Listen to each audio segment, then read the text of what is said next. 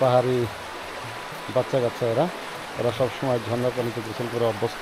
এখানে তো ভালোই লাগে, আমাদের নিজস্ব সাংস্কৃতিক বা নিজস্ব ঐতিহ্য ইয়াতে থাকে আর কি।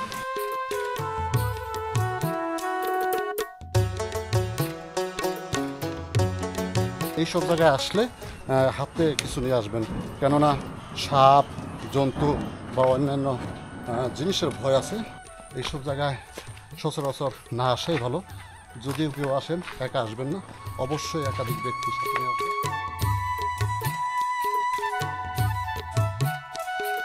পাহাড়ের গ্রামীণ জনপদে বসবাস করা উপজাতি সম্প্রদায়ের মানুষের জীবন ব্যবস্থা নিয়ে সাজিয়েছি আজকের এই ভিডিও। বন্ধুরা, আজকের ভিডিওতে থাকছে ক্ষুদ্র নৃগোষ্ঠীর জীবন জীবিকা, তাদের ভাষা সংস্কৃতি ও তাদের পাহাড়ময় বসবাসের আদ্যপ্রান্ত। বাংলাদেশের ভূখণ্ডে সর্ববৃহৎ বাঙালি জাতির বসবাস থাকলেও উপজাতি সম্প্রদায়ের মানুষের বসবাস রয়েছে এই পাহাড়ে। এইসব উপজাতির সংখ্যা প্রায় ১,৬৫,৪৮০ জন। বাংলাদেশের সমগ্র জাতিগোষ্ঠীর প্রায় 0.99%। পার্বত্য চট্টগ্রাম, সিলেট, রাজশাহী ও ময়মনসিংহে রয়েছে তাদের বসবাস। বাংলাদেশের আদিবাসীদের মধ্যে সর্ববৃহৎ হল চাকমা। এছাড়াও রয়েছে মারমা, গারো, ম্রো, খিয়াং, চাক, বোম, লুসাই, পাংখুয়া, ত্রিপুরা, সাঁওতাল ও মণিপুরী সম্প্রদায়ের মানুষ। এদের অধিকাংশের বসবাস রয়েছে এই পাহাড়কে ঘিরে।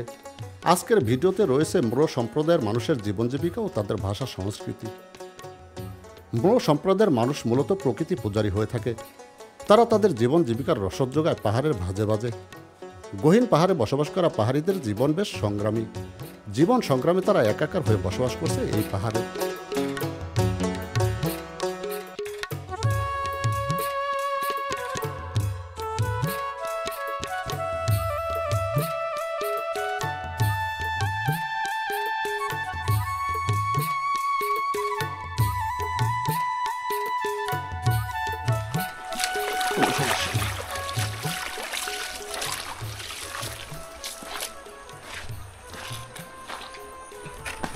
একদম দুই পাহাড়ের চিপা দিয়ে ঢুকেছি। এখান দিয়ে একসময় ঝর্ণা বইতো, সেই ঝর্ণার শাখা। আর পাহাড় দেখুন, আমার দুই পাশে পাহাড় এমনভাবে চেপে ধরেছে যেন আমি পাহাড়ের তলে নিমজ্জিত হয়ে যাচ্ছি। আসলে ভয়ঙ্কর একটা জায়গা। আর এই সব জায়গায় আসলে হাতে কিছু নিয়ে আসবেন, কেননা সাপ জন্তু বা অন্যান্য জিনিসের ভয় আছে। সেই ভয় থেকে এড়ানোর জন্য কমপক্ষে হাতে একটা লাঠি কিংবা অন্য কিছু নিয়ে আসবেন। এই দেখুন প্রচণ্ড জঙ্গল, একদম ভয়ানক একটা জায়গা। এইসব জায়গায় সচরাচর না আসাই ভালো। যদিও কেউ আসেন একা আসবেন না, অবশ্যই একাধিক ব্যক্তির সাথে নিয়ে আসবেন।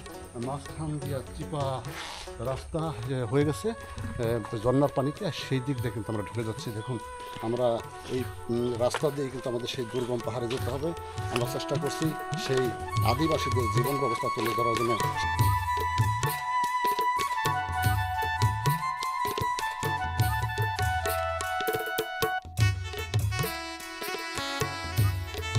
উঁচু নিচু অসমতল ভূমিতে রয়েছে তাদের বসবাস। পাহাড়ের ভাজে ভাজে মাচাঙ্কর তৈরি করে তারা বসবাস করে থাকে। এই ব্যবস্থায় বসবাস করা নাকি তাদের আদিপুরুষের ঐতিহ্যগত প্রথা। এভাবেই তারা বসবাস করছে যুগের পর যুগ।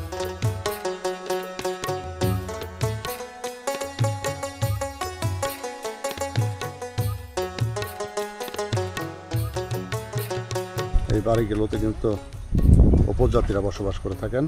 এই দেখুন, এখানে বেশ কয়েকটি বাড়িঘর আমরা দেখতে পাচ্ছি। আর উপর দিকে কিন্তু পিছন দিয়ে পাহাড়ে দেখুন।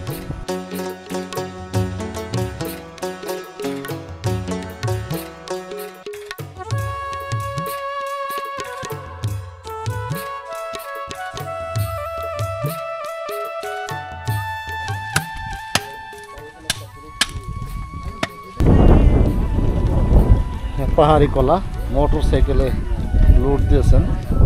অনেকগুলো কাঁদি কিন্তু একসাথে মোটর সাইকেলে লোড দিয়ে নেওয়ার জন্য ব্যবস্থা করছেন। দেখুন,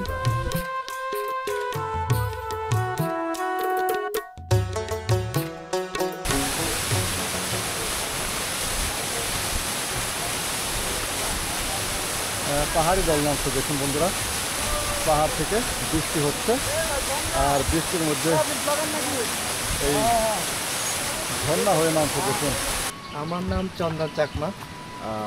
চন্দন চাকমাদা। এই যে 24 ঘন্টায় ঝর্ণার ঝিরিঝিরি শব্দ শুনতে পান, এটা কেমন লাগে? এটা তো অনেক ভালো লাগে, আমরা ছোটবেলায় থেকে এই পরিবেশেই আছি।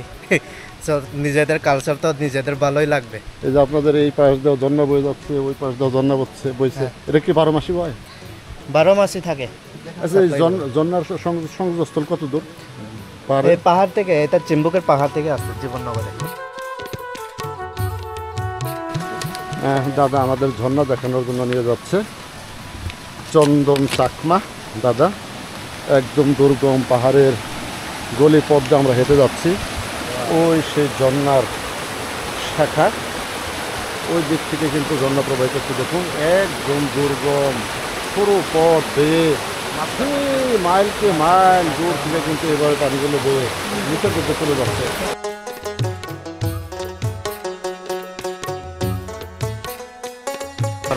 বন্ধুরা, এই চন্দন চাকমা তিনি কিন্তু এখানে একটি মাত্র বাড়ি করে আছেন, চারিপাশে তার বাগান, বিভিন্ন ধরনের ফল ফলাদি গাছ নিয়েছেন।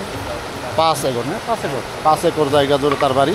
একলা এক জায়গায় এই বন জঙ্গলের মাঝখানে তিনি বাড়িঘর করে রয়েছেন, শুধু বাগান দেখাশোনা করার জন্য। বাগান না, বাগানে কি কি বলছেন? এখানে আম আছে, নারিকেল গাছ, তারপরে সুপারি, তারপরে কাঁঠাল, লিচু বলেন, কমলা বলেন, তারপরে জাম্বুরা আছে। সব আপনারা পাহাড় দিয়ে গেলে বলেন? মালটা গাছ আছে, সব মানে ফলস মিশ্রণ বাগান আর কি এটা। এই যে এইখানে থাকেন দাদা, ভয় করে না? ভয় এখানে বলতে গেলে সবখানে তো জনপ্রশাসন আছে, তো এখানে আমরা কাছাকাছি গ্রামবাসীরা আছি। বান্দরবান জেলার গহীন পাহাড়ে মো সম্প্রদায়ের বেশ কিছু বাড়িঘর রয়েছে। 20, 30 কিংবা 40 থেকে 50টি বাড়িঘর সমন্বয়ে বিভিন্ন পাড়ার নাম ব্যবহারে রয়েছে তাদের বসবাস। কোনো বাড়িঘর রয়েছে পাহাড়ের উপরে, আবার কোনো বাড়িঘর রয়েছে পাহাড়ের পাদদেশে। বন্ধুরা, ছোট্ট বাচ্চা ঝর্ণার পানিতে গোসল করছে। পাহাড়ি বাচ্চা কাচ্চা এরা সবসময় ঝর্ণার পানিতে গোসল করে অভ্যস্ত।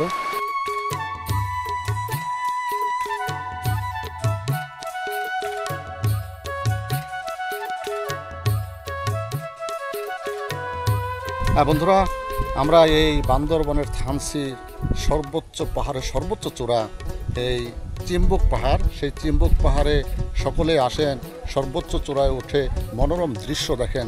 কিন্তু এই দৃশ্যের আড়ালেও কিন্তু বেদনা বেধুর কিছু কাহিনী লুকায়িত রয়েছে। আর সেগুলো হলো এই পাহাড়ে ভাজে ভাজে কিংবা এই পাহাড়ের গহীন নিচে বসবাস করা সেই মানুষজন, তাদের জীবন ব্যবস্থা তুলে ধরার জন্যই কিন্তু আমরা সেই পাহাড়ের নিচে সেই আদিবাসীদের জীবন, সেগুলো আমরা তুলে ধরার জন্য তাদের বাড়ি বাড়ি যাচ্ছি এবং তাদের জীবন ব্যবস্থাগুলো আপনাদের সামনেই তুলে ধরছি।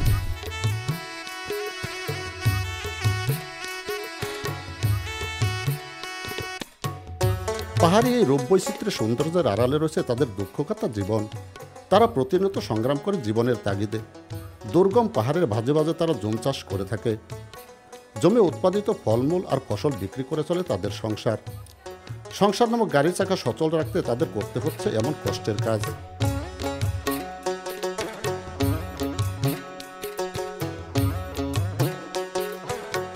বন্ধুরা, এই যে দেখতে পাচ্ছেন পাহাড়ি কাজু বাদাম শুকনো দেওয়া হয়েছে। এগুলো শুকিয়ে কিন্তু বাংলাদেশের বিভিন্ন ডিস্ট্রিক্টে এগুলো যাবে বিক্রির উদ্দেশ্যে। এই কাজু বাদামগুলো কিন্তু পাহাড়ে হয়ে থাকে সাধারণত।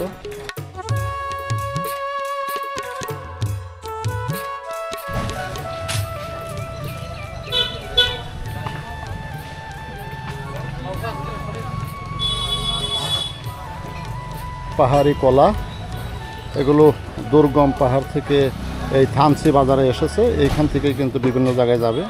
দেখুন ওই যে ট্রাকে লোড দেওয়া হচ্ছে।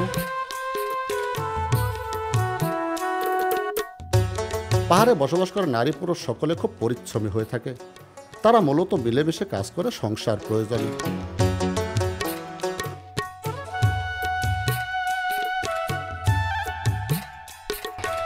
আমরা আজকে এই পাহাড়ের অলিগলি পথ দিয়ে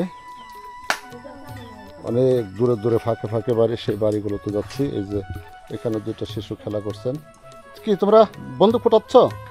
হ্যাঁ, একটা ফোটাও তো দেখি।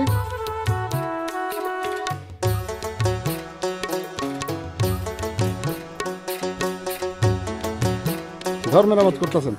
হ্যাঁ, ও আচ্ছা, যে বৃষ্টিতে পানি পড়বে দেখে না? হ্যাঁ, আজকে তো বৃষ্টির বাপ, বৃষ্টিতে যে কোনো সময় নেমে যাবে, কিছু কিছু তো নামছেও।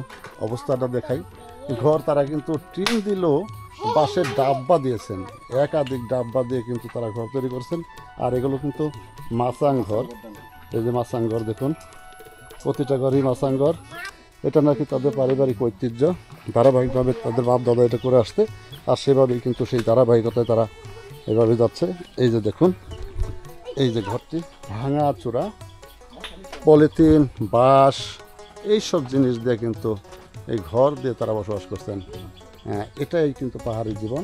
তাহলে এইখানে কত বছর ধরে আছেন? বহুত বছর দাদুর আমল থেকে? হ্যাঁ। হ্যাঁ, হ্যাঁ। এই যে কারেন্ট নাই তো? কারেন্ট নাই। কারেন্ট নাই, এই গ্রাম, পুরো গ্রামে কারেন্ট নাই না?